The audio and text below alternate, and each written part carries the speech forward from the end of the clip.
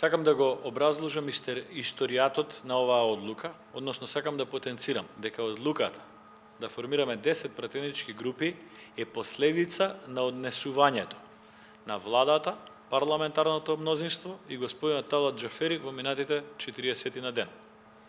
Дозволете ми да ви набројам неколку примери. Прво, владата на Република Македонија е пред склучување на договор за пријателство со Република Бугарија. Ние 2 недели официјално преку Комисијата за надворешни работи бараме да го добиеме на увид нацрт договорот, имаме комплетно игнорирање.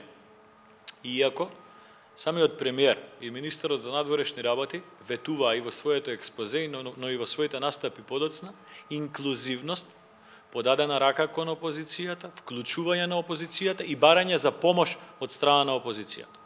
Тоа е еден пример. Втор пример. Владата на Република Македонија изготви некаков план 369, кој што според нивните кажувања треба да го забрза процесот на пристапување на Република Македонија кон ЕУ и кон НАТО, што е заедничка цел на сите политички субјекти во ова собрание. За разлика од минатото, овој пат владата на Република Македонија го изготви тој материјал без никакви формални или неформални консултации со опозицијата, односно со пратениците од коалицијата за подобра Македонија. Трето, добивме информација од вас, од медиумите, дека владата е пред изготвување на ребаланс за буџетот.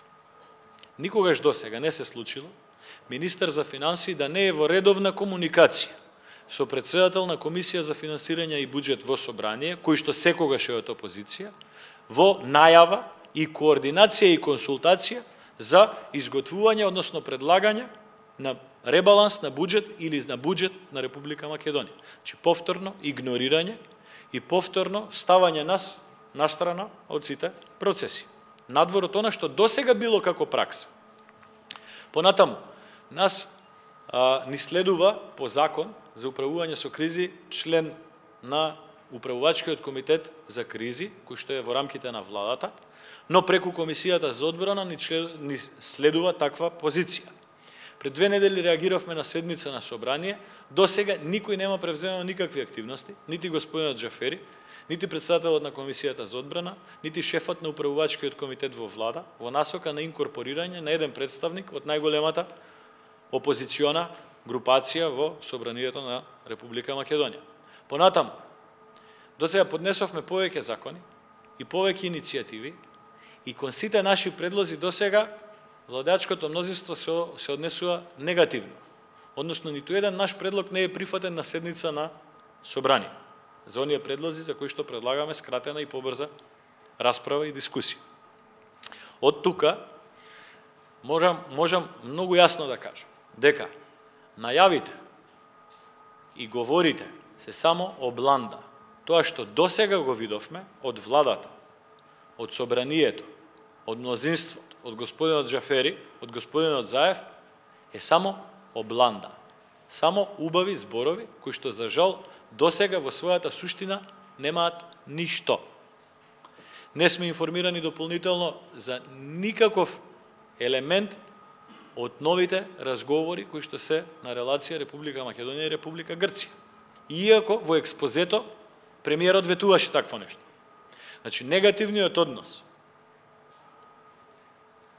од мнозинството и од владата кон пратениците од опозицијата е главната и основна причина зошто се одлучивме да формираме 10 пратенички групи. Да, на тој начин дополнително ќе имаме можност да дискутираме и подолго, и почесто, и повеќе пати, но дадовме доволен простор од 40 на дена, симптомите, би рекол, се лоши за односот на владеачкото мнозинство кон нас и затоа ова е на некој начин добронамерно укажување, добронамерна порака, не е никаква закана од наша страна, туку е добронамерна порака кон владеачкото мнозинство. Колку често и како ние ќе ги користиме нашите деловнички можности и законски можности, повеќе ќе зависи од односот на владеачкото мнозинство кон нас отколку од некоја наша стартно зацртана цел. Значи, колку повеќе СДСМ, ДУИ, Алијанса, господинот Џафери, господинот Заев се држат на стартните ветувања што ги имаа за инклузивност, за подадена рака, за вклученост, за градење на компромис, за заеднички одлуки, за помагање, сите овие зборови тие ги користеа. Колку почесто го гледаме тоа, толку помалку ќе гледаме ефектуирање секојдневно и динамично на деловничките можности кои што ни стојат на располагање. Доколку тие се коригираат и го променат својот однос, секако и ние ќе бидеме внимателни во таа насока. Дали со известувањето за новите пратенички групи конечно го признавате Џафери за легитимни? Не. Не. Тука има една работа која што господинот Џафери ја знае добро, а тоа е дека нашето обраќање и досега, и како председатели на комисии, таму каде што имаме председатели на комисии, и како пратеници кога сме поднесувале закони, и во овој случај кога поднесуваме дописи за формирање пратенички групи, е идентично, не е ништо ново. Ние така сме се обраќале до него и претходно, но ние се обраќаме до председател на Собранието на Република Македонија, до институцијата, нити пишуваме господин Талат Џафери, нити па го членуваме она председател со председателот. Ние се обраќаме до институцијата. Би сакал да бидам многу јасен. Ова собрание не е нити на господинот Талат Џафери, нити на Илија Димовски, нити на Ејуб Алими, нити на Африм Гаши, нити на Томислав Тунтев. Ова собрание е собрание на граѓаните, на дом на граѓаните. Ние го знаеме чувството на огромното мнозинство на граѓани на Република Македонија кои што се спротиставени на начинот како господинот Џафери дојде до таа позиција. Но имаме обврска да не дозволиме понатамошна злоупотреба во смисла на носење на брзи решенија, штанцање на закони и така натаму. Не сакам да подсетувам во едни други времења кога немаше опозиција во Република Македонија или во блиски или во далечни времења, дека тогаш се прават најголемите грешки во ова собрание. Нашата одговорност не е спрема господинот Џафери, нашата одговорност е спрема граѓаните кои што ни ја дале поддршка. Повед.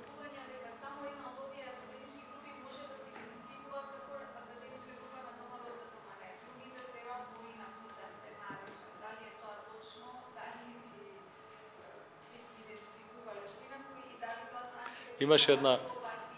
Не.